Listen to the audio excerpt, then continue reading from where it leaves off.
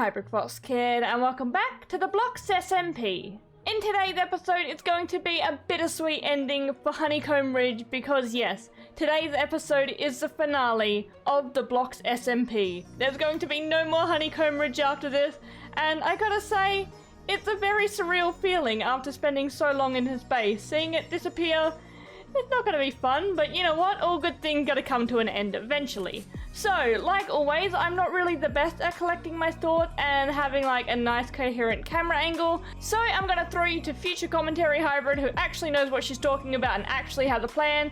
And yeah, I'll reflect on all my thoughts and feelings on this base, and we'll see what we did well and where we went short. So, see you in a bit. We'll let her take care of this part. So here we are at the reflection part of the episode where I talk about everything I did right, everything I did wrong, where I went well, and where I failed at. And the first thing I want to preface is that Honeycomb Ridge is done. I am so proud of this base. It is absolutely amazing. It kind of went over of what I expected. I didn't expect it to end up being this big, and it did end up having a lot of changes by the end of the season. So how I originally planned for this base to go was to have the two parallel mountains, as we already have, but instead of going all the way up and then going back down into the ocean, there was originally going to be like not a volcano, but like a massive mountain and like a massive rock at the very, very end. And inside that mountain was going to be a cave full of like the honeycomb calcite. And that's where the snake was going to be protruding from. So the snake was supposed to be built way, way, way later into the season. But as I got further and further into the season, I was like, the whole focal point of this base was going to be the snake. I can't have that be in the last like 5 episodes because it was something I was really excited for. I didn't want to leave it so late to the end. So I decided to change it up a bit and have the two parallel walls and then just make it go out into the ocean, which actually I decided to do rather late into the season. I was never planning to have it like that, but I would say I think I prefer the plan I ended up going with over the mountain because I'm not the best at terraining, you probably know that already. I'm very strict with patterns, so if I were to find a nice pattern, I would just continue to repeat that pattern over and over again, and then it would look very non-organic, it would look very plastered and man-made. So I'm so happy I ended up going that way instead of the original plan. Another thing I also said in the previous episode is the fact that the mountain isn't exactly what I envisioned, like all the decoration on the side and stuff like that. But I also said in that episode is I don't really know how to fix it, how to make my vision better. So that's a little downside, but I would say it turned out as good as I could make it because, to be fair, I do really love this base. It is very, very pretty. Okay, so another thing I want to chat about with this base especially is where I went wrong and what I did right. I'd say my biggest problem with this base was not oversized. I would say this base was the perfect size for me. That's the amount I can handle throughout the season. My one problem was, you probably saw this throughout the entire series, is that I had a really big problem of having a project and being like, I'll do that later. The amount of time the mountain took, to be fair, it was a very, very long project, but the amount of time the mountain actually took compared to me putting it off was ridiculous. I only really started detailing the latter half of the mountain in late November.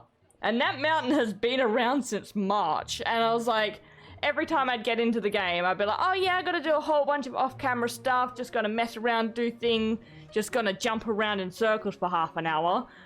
And I'd look at the mountain and I'd be like, I can do that later. That's easy. It shouldn't take too long.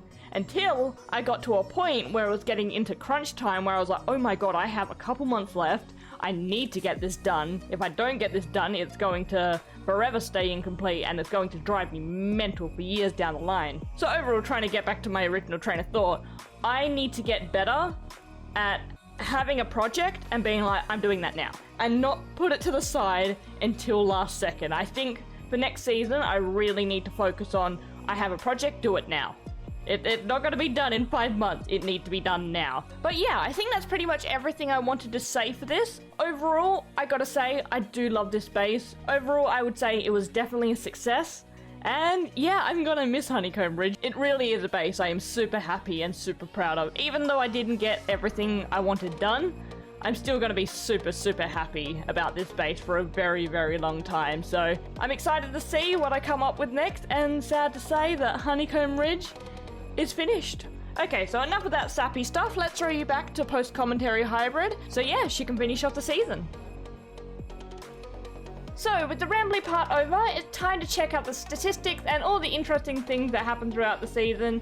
And yeah, have a nosy at all that kind of stuff and see what kind of statistics I managed to gather up. Because I have a feeling in this season, everything is very, very big. I went a little bit too big this season, but you guys already knew that one. So it's time to head into the statistics and have a nosy at all the different statistics I have. So are there any interesting ones that I want to have a nosy at? By Elytra, 7,892 kilometers. Whew. Yeah, I fly a lot. I fly way too much in this game. Game quit, 616.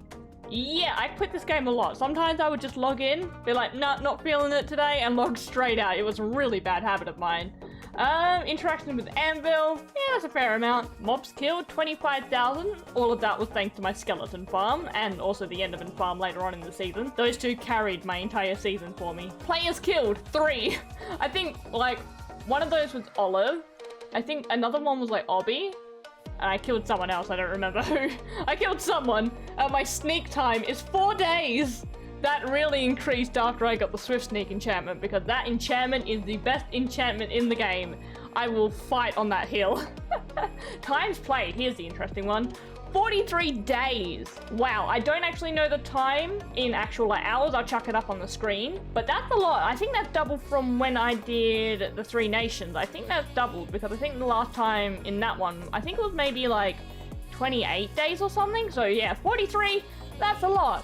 And I think maybe for next season, I might actually also count AFK time, because I did do a little bit of AFKing this season. I think my maximum AFK time was maybe like a total of 36 hours. I think I didn't really do much AFKing, but I definitely did. So maybe for next season, I might actually have like an AFK timer. So I'll manually count how long I actually AFK'd for, because that would actually be interesting what like the true statistics of time played is. But maybe taking 36 hours off roughly would be the accurate time of me actually sitting down and playing it, because oh boy. Yeah, I did spend a lot of time on this server. Time since last death, 2 days. Yeah, I die a lot. I die a lot. Traded with villagers, 20,000. I traded with a lot of villagers. Those guys, they're a little bit overpowered, but yeah, I use a lot of villagers for a lot of things because they are honestly great. Okay, so with the general statistics done, let's head over to the items. And what's my most mined thing? Netherrack and stone. Yeah, stone makes sense because I had to build that mountain manually, so yeah, that would definitely make sense. And there's nothing here that I'm not too shocked about. Wow, I actually took down a lot of moss. Huh, fair enough. That's mainly for the sewer system. That sewer system took so much moss to build. I love looking at these statistics, they're awesome. And the one thing I'm curious about is how many fireworks rockets I crafted. Whew, 50,000! Yeah, that would make sense. I craft a lot of rockets. I use, like, on average, so about every hour that goes past, I use about a stack of rockets. I am crazy with the amount I fly. So that's why I always have the creeper farm available, because I just go through rockets like crazy. And if I had to buy them, I would be the poorest person on the server. Times broken, that's not very interesting. I picked up a lot of stone and dropped. That's also not interesting.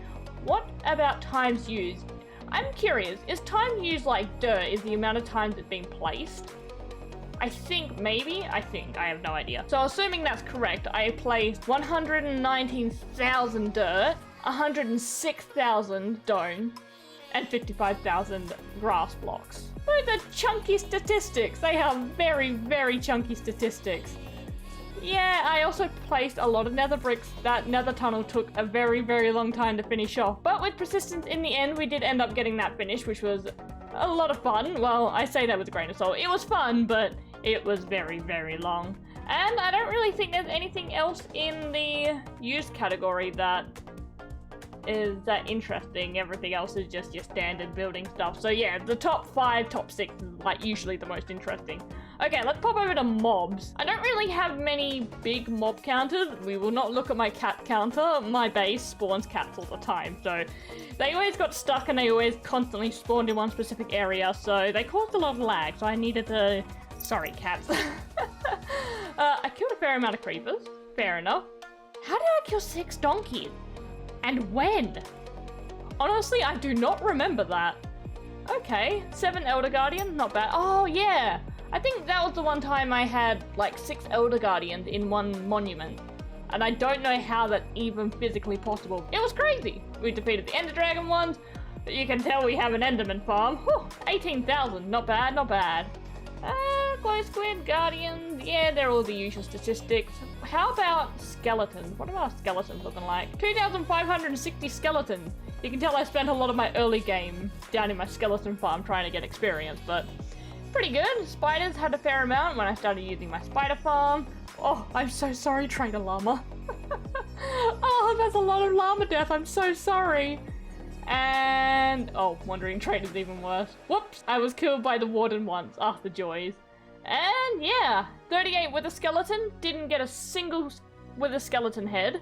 I actually asked Remy to get my beacon for me because I could not be bothered fighting with the skeletons. I'm like, if you can go and grab me the skeleton head, I will gladly fight the wither with you. I just do not want to go hunting. I think maybe next season I might actually build a wither skeleton farm, just so I don't have to worry about ever looking for those guys, because my god, they are painful to deal with. Wait, I killed you 20 times! Oh yeah, that was from me hunting heads, so yeah, most of those deaths were from myself alone.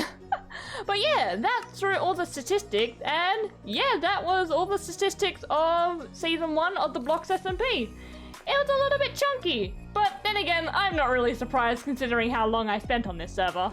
So with all the reflecting done, as well as the checking of the statistics, the only thing I need to do now is put away my entire inventory and leave this server for good. So let's grab ourselves an armor stand and a chest and chuck all my stuff in there. And with these final few items, I have finished off my season of the Blocks SMP. So we have my armor here, we have my general inventory, as well as my ender chest. Everything I kept in my ender chest for the entire series is all in this barrel here. And that was a lot of items, and I do have a lot of items in this base, and yeah, this base was absolutely massive, and yeah, really, really cool. But I've said enough of that during the reflection part of this episode. Now, what we have to do is leave this season for good. And I think my plan for this one is to take the subway to somewhere new. So with everything being done, there is only one more thing left to do, and that is to jump on the subway and head to bigger and brighter lands. And I've got one more thing left to say before I actually finish off this season, is thank you very much for joining for this season, and I hope you guys enjoyed it. It was a lot of fun. I did a lot of massive projects, and there's only bigger things to come for the next season, which I'm very, very excited for. I'm not sure when it's going to happen or what day it's going to come out, but I'm definitely saying it's at least when the 120 update comes out. It won't be any sooner than that, so we don't even have a release date on that, so we'll have to wait and see for just a little bit. But yes, for now, I'm going to leave this episode here and the entire series here. If you guys liked the video, give the video a thumbs up and maybe subscribe if you want to stick around. Or good, I'll see you guys next time. See ya!